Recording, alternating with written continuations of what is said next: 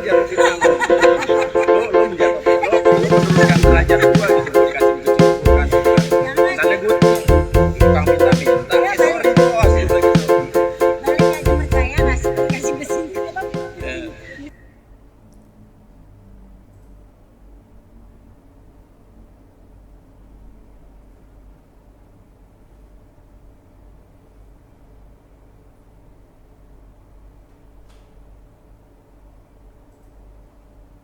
Halo Tribuners, jumpa lagi bersama dengan saya Mutiara dalam tayangan berita selebritis di Tribun Lampung. Kami akan menyajikan informasi menarik dan terupdate seputar selebritis tanah air untuk Anda. Dan inilah berita selebritis selengkapnya. Berita pertama datang dari Aurel Hermansyah yang dihujat netizen. Atta Halilintar siap lapor polisi. Usai melahirkan, Aurel Hermansyah mendapatkan perlakuan yang tidak menyenangkan dari netizen. Putri Anang Hermansyah dan Krisdayanti itu pun mendapat komentar body shaming. Namun Aurel tak mau ambil pusing dengan hujatan-hujatan itu. Ia menyadari bahwa kini memang telah berganti status sebagai seorang ibu dan pastinya ada perbedaan. Aurel pun tak peduli dengan perkataan orang yang mencibirnya. Sementara itu sang suami Atta Halilintar mengaku tak tinggal diam jika ada yang menghujat istrinya. Atta akan bertindak jika istri dan anaknya mendapatkan perlakuan semena-mena.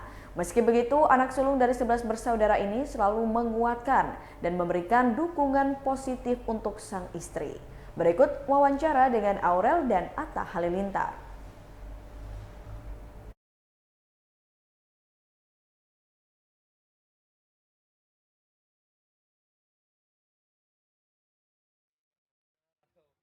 Jalan gitu, yang penting dianya jangan mikirin omongan-omongan orang gitu.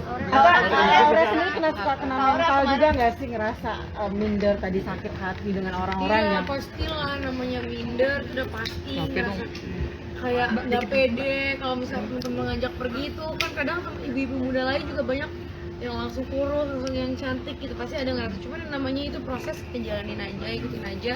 Namanya tubuh manusia itu kan beda-beda juga gitu. Jadi ya kita, makanya tadi aku bilang sebagai kita yang waras, sebagai kita aja. Aurel, dibilang keluar selalu berduaan sama Bang Atta, anaknya nggak dipikirin orang. Ya kan itu kan yang tahu orang di luar, karena kan aku sekarang jujur jarang banget story, udah jarang banget, paling banyak juga di kayak Bang Atta juga aku bikin konten video juga udah nggak pernah gitu, karena sebenarnya kalau di rumah pun Amina sama aku, cuma kan namanya kita kan bekerjanya di entertain gitu ya, nggak mungkin kayak seperti ini mau dibawa, kan sekarang juga kasihan ya, masih baby di luaran juga masih ada takut kena sakit atau apa, kurang sehat juga kan. Iya, jadi lebih baik di rumah aja gitu. ada niatan untuk melapor nggak sih kalau ada orang yang sudah sangat menyakitkan gitu? Karena tadi sempat kalau gue udah terbiasa untuk dihina, tapi kalau untuk anak sama istri waktu itu udah pernah, udah sempat kasih ini juga beberapa misalnya buat pelajaran gitu ya. Waktu itu udah, tapi kadang-kadang gini ya, kan orangnya terlalu banyak ya. Ya nggak mungkin semua orang gitu kan, jadi manusia itu cuma punya dua tangan. Jadi yang dilakuin nggak bisa kita tutup semua mulut, kita tutup telinga kanan, telinga kiri, pikir positif, fokus dengan apa yang dilakuin, mungkin biar sehat juga. Sosmednya nggak usah buka sosmed lain selain sosmed sendiri gitu ya. berarti ideologinya relate sama keadaan kemarin sempat banyak hinaan itu ya? Iya, dia kan sebenarnya kata dia sih, kata istriku tuh dia udah kuat dari dulu ya, dari kecil katanya kan dia sempat dari gemuk ke kurus. Cuman jadi dulu tuh kan karena nggak hamil, belum punya anak. Jadi nggak tahu. Nah sekarang anak dikatain segitunya tuh rasanya murkanya luar biasa. Jadi ya pokoknya kalau udah udah ke anak sih, aku pasti nggak mungkin diem lah. Aku udah bilang sama papanya, pokoknya kalau udah ke anak aku nggak mungkin diem ya, jangan halangin aku untuk menindaklanjuti, karena kalau udah anak sih aku udah nggak. Karena memang Tapi sekarang bobot badan sudah turun kan, atau berapa? Alhamdulillah turun. udah 15 kilo ya. 15 kilo. Ada target mungkin? Enggak sih, nggak ada target. Ntar takutnya kalau kurus tiba hamil lagi. Jadi Minumnya sekarang kan santai-santai aja. ininya juga diet sehat, olahraganya dia rajin, tenis. Terus habis tenis apalagi ya olahraganya? Macam-macam. Gym, ada yoga. Terus minum herbal ya, minum herbal, jadi nggak kimia banget gitu. Tadi karena jarang ngepost di story itu karena untuk menghindari komentar-komentar Enggak sih, aku memang udah jarang aja, nggak tahu kenapa mungkin sekarang udah Biar lebih ini juga sih hidupnya. Karena kan ada sama seminggu, keluarga aja deh. seminggu mungkin 3 hari 4 hari boleh story, tapi 3 hari kadang-kadang kita.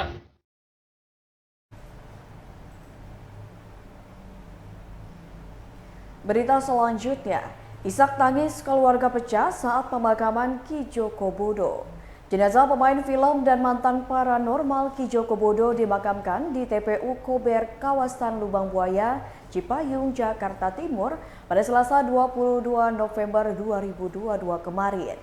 Jenazah Ki Joko Bodo tiba di pemakaman pada pukul 15:10 waktu Indonesia Barat. Saat jenazah Ki Joko Bodo dimakamkan, tangis keluarga pecah. Revo, sang putra mendiang Ki Joko Bodo, terdengar melantunkan azan dengan nada suara bergetar sambil menahan tangisnya. Revo baru menangis setelah mengazankan jenazah Ki Joko Bodo. Tidak terlihat artis di pemakaman Ki Joko Bodo yang bernama asli Agung Yulianto itu. Ki Joko Bodo meninggal dunia di usia yang ke-59 tahun di rumahnya di kawasan Lubang Buaya, Cipayung pada Selasa pukul 10 waktu Indonesia Barat. Sebelum meninggal, kesehatan Ki Joko Bodo memang menurun setelah menderita darah tinggi, asam urat hingga stroke ringan. Berikut wawancara dengan pihak keluarga mendiang Ki Joko Bodo.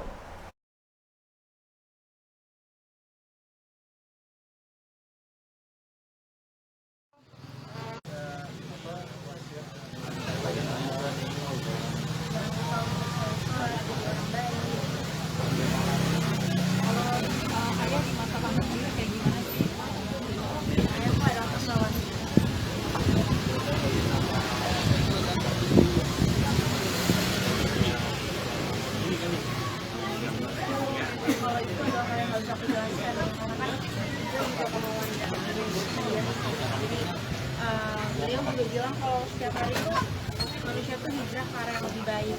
Jadi pengertian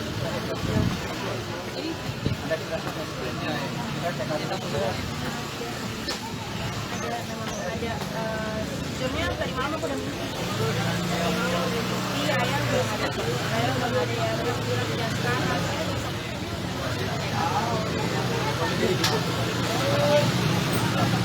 Foto kayak di tabung.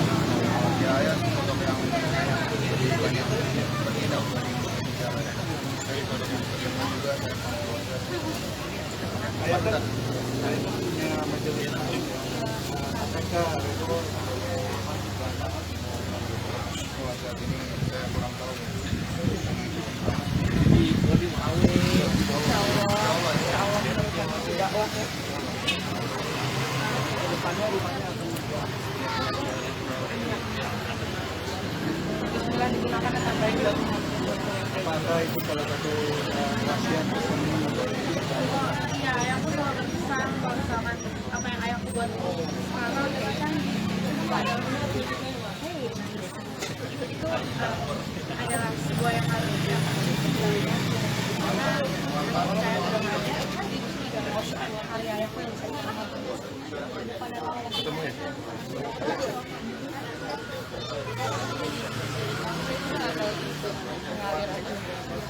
mengalir nanti seperti apa, pasti yang terbaik ya.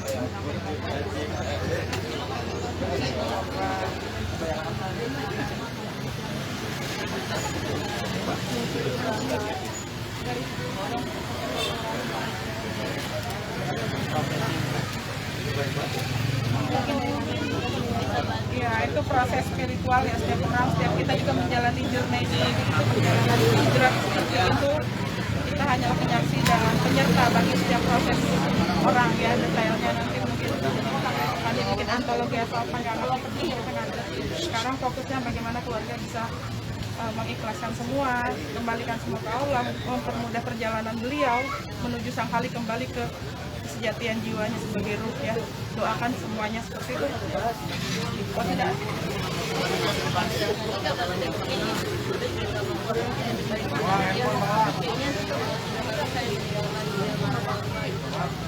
Pasti ada baik dan buruk, itu hanyalah sebuah persepsi dari dualitas ya, hanyalah persepsi menghindari itu aja Pak. Setiap orang pasti ada, kita pun akan seperti itu pastinya. Dan pasti endingnya seperti itu. Mungkin itu saja ya dari keluarga mungkin. Bu, makanan kesukaan almarhum apaan, Bu? Sampai berapa?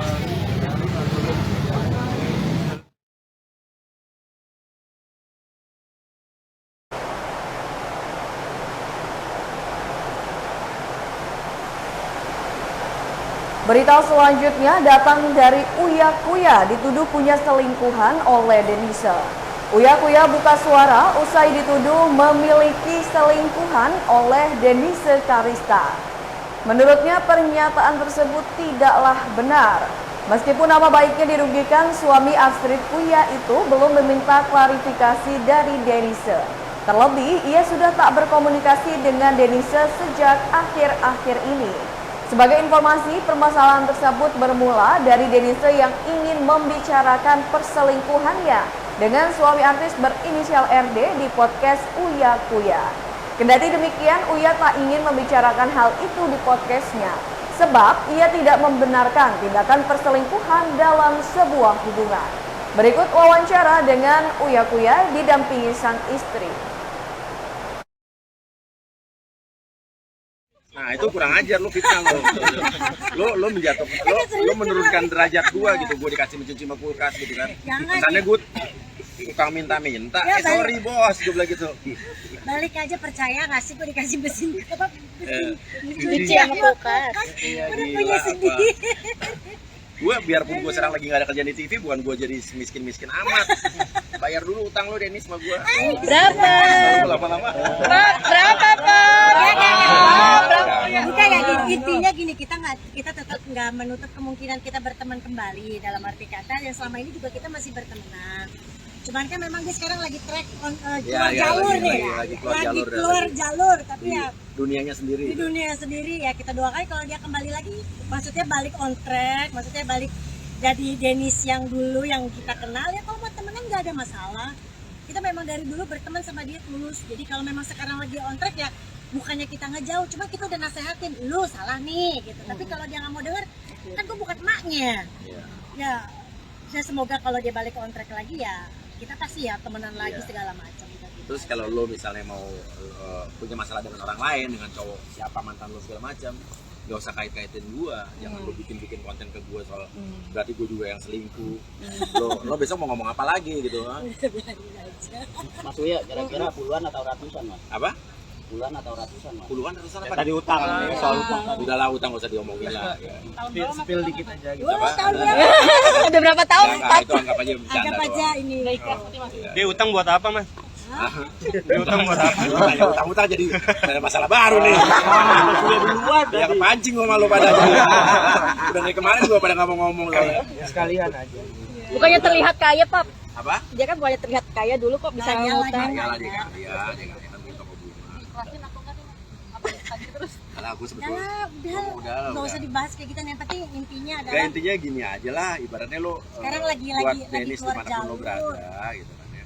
Intinya lo inget apa yang pernah gue lakukan sama lo, bukan gue mau ibaratnya hitung-hitungan ya, bukan mau ibaratnya gue nggak perlu dibalas budi, cuman ibaratnya lo nggak perlu balas apa-apa, tapi juga jangan perlakukan orang, ngerti gak sih, yang udah lakukan hal. Ingat deh di Amerika deh, pagi-pagi kita berdua apa yang kita lakukan untuk menyelamatkan lo, itu aja. Di saat orang-orang menjauh segala macam, gue masih temenan sama lo, jadi gitu. Ya setulus itulah pertemanan. Nah gini aja tambah lagi, dulu lu pernah jolim sama gue juga, gue masih temenan sama lu. Coba bikin. Sampai orang bilang katanya kita ribut-ribut dulu settingan gitu. Itu gue terima gitu kan.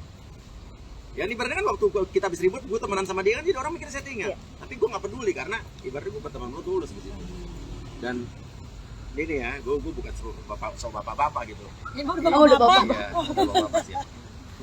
Lu pernah, image lu pernah jadi baik, ingat gak? Dulu lo pikirin deh, dulu dia public enemy, bener gak? Ya, bener. Akuin kan? Ya waktu zaman dia dulu ngomong rendahin orang dengan iPhone. Lo punya iPhone apa enggak? Waktu lo ribut sama gue juga lo public enemy. Tapi saat abis itu lo melawan memberantas kejahatan, penipuan, lo mengungkap adanya dugaan pengacara palsu, ingat gak? Lu memberantas penipuan, orang jadi simpati sama lo, image lu baik, nama lu bagus, dan lu pernah ada di situ gitu. Jangan lu rusak lagi dengan kelakuan lu sekarang yang ibaratnya akhir ya aku ngomong ya, menjijikan. Itu aja. Kalau gue ngomong udah nggak mau ngomong lagi. Terakhir komunikasi sama Kak Denis kapan?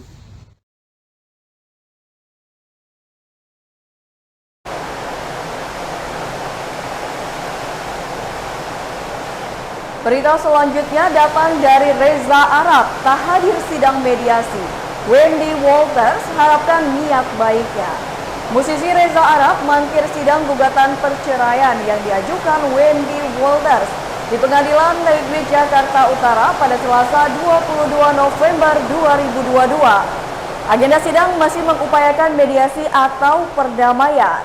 Meski masih mediasi, Reza Arab tidak menampakkan batang hidungnya di pengadilan. Sidang hanya dihadiri oleh Wendy Walters yang datang ditemani Johannes Gea selaku kuasa hukumnya.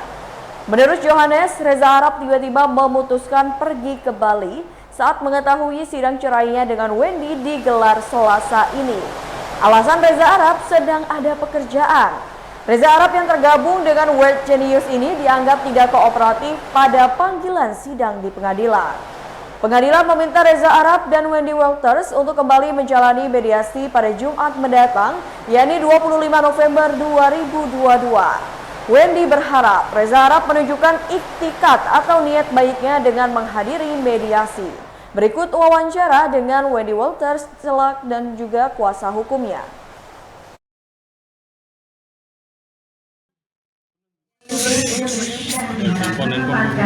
Intinya dari pihak tergugahnya nggak datang. Ya walaupun dia udah tahu sebenarnya memang jadwal mediasinya hari ini, tapi dia memang nggak datang. Ya kalau dari aku sih memang dia nggak pernah nggak pernah menghormati hukum aja sih. Jadi kayak ya itu aja sih. Kekecewanya seperti apa, Ciwen? Kecewanya seperti apa? Sebenarnya lebih kepengen cepat selesai aja sih. Bantu doa aja. Ya. Jadi udah saya tambahin ya. Jadi ini memang harusnya dijadwalkan mediasi hari ini. Minggu lalu udah dijadwalkan, udah disampaikan. Jadi harusnya kewajiban para pihak untuk hadir secara langsung. Ya tidak ada alasan kerja gitu ya, karena udah dijadwalkan jauh hari. Nah tiba-tiba kemarin itu diinformasikan ada agenda pergi ke Bali gitu ya dari tergugat. Sementara penggugat sendiri itu banyak kerjaan gitu ya, banyak banget kerjaannya dan beritikat baik untuk hadir, datang ke proses mediasi ini, menghormati pengadilan, menghormati proses gitu. Jadi akhirnya kan ini tertunda-tunda gitu ya. Jadi kami sih tadi minta mencatat supaya ini pengadilan mencatat bahwa ini itikat dulu gitu ya, tidak ada niat untuk menghadiri mediasi gitu. Tahu sebenarnya kan mediasi ini tujuannya untuk dipertemukan dua belah pihak gitu ya. Apakah memang sudah bulat untuk cerai atau tidak? Karena memang faktanya memang dua belah pihak sudah bulat untuk mengakhiri gitu. Jadi harusnya hadir gitu ya supaya prosesnya cepat. Namun ini ditunda-tunda dan tadi akhirnya mediasi akan diadakan lagi di tanggal 25. Diberikan lagi kesempatan untuk Reza untuk hadir ya di tanggal 25. Jadi harapan kami sih kalau Reza tahu gitu ya, udah mendapatkan informasi, hadirlah, datanglah gitu ya. Hormatilah proses ini gitu ya. Ini proses yang harus lewati gitu. Kalau memang dua belah pihak bulat untuk berpisah, ya gitu, hormatilah prosesnya, datang tanggal 25.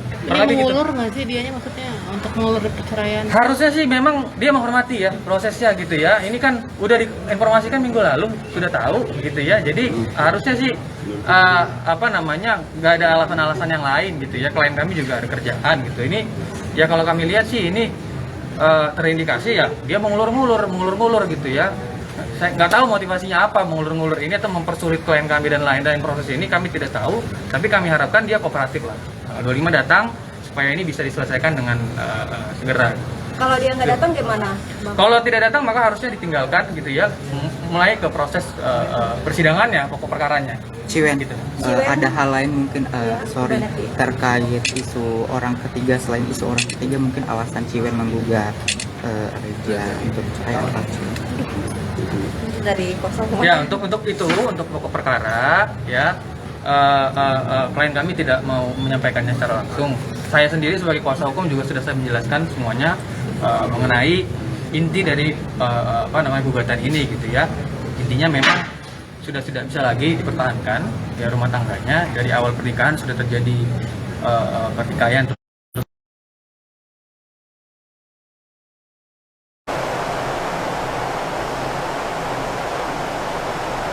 Berita selanjutnya, ada saksi kunci kasus dugaan penyekapan oleh Nindi Ayunda.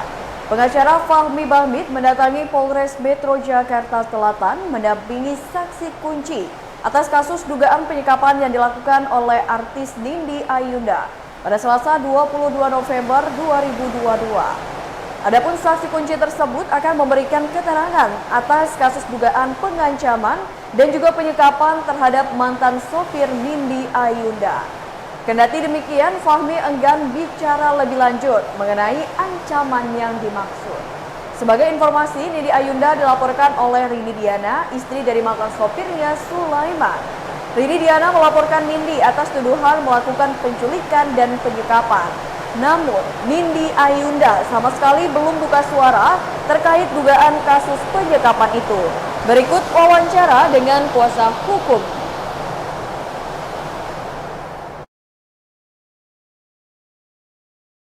Yang ikut mengawal kasus ini, saya ucapkan banyak terima kasih. Hari ini saya membawa saksi kunci dalam perkara itu yang bernama Ibu Dia Karyati, yang ada di tempat peristiwa kejadian dan juga dia yang dibawa mobil, dibawa ke satu tempat dan seterusnya. Biar dia nanti bercerita. Tadi sudah diperiksa ada sekitar 10 lembar yang harus ditandatangani di Parab dan ditandatangani. Cukup banyak pertanyaannya, tapi secara detailnya seperti apa biar nanti Lia yang menjelaskan bagaimana kejadiannya, dia diperlakukan seperti apa, itu biar nanti saksi yang menjelaskan. Coba Lia, kau jelaskan aja Lia. Oke, boleh. Kembalian. Sebenarnya udah ngomong banyak, cuma satu.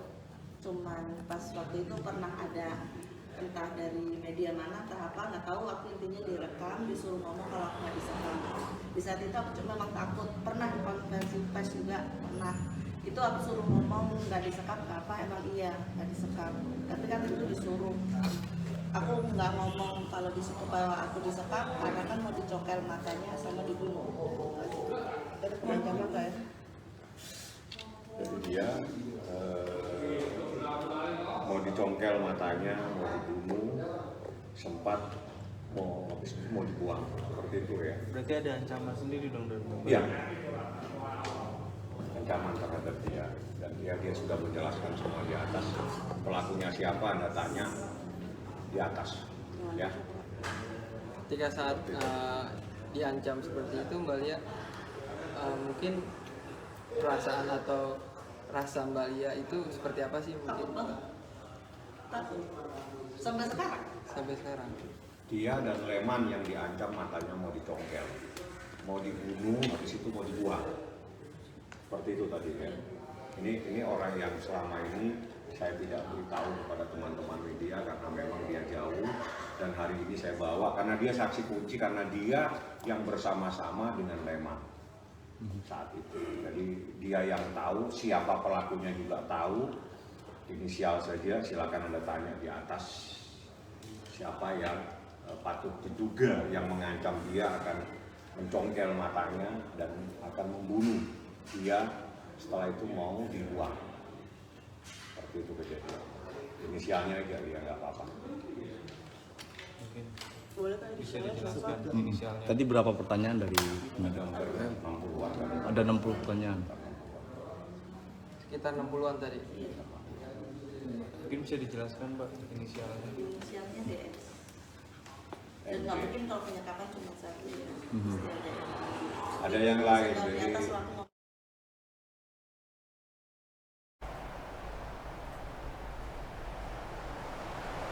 Baiklah Tribuners, itulah berita selebritis bersama dengan saya Mutiara. Jangan lupa untuk terus saksikan YouTube Tribun Lampung News Video, Facebook Tribun Lampung, Instagram @tribunlampung, dan TikTok @tribunlampung untuk informasi terupdate lainnya. Selamat sore dan sampai jumpa.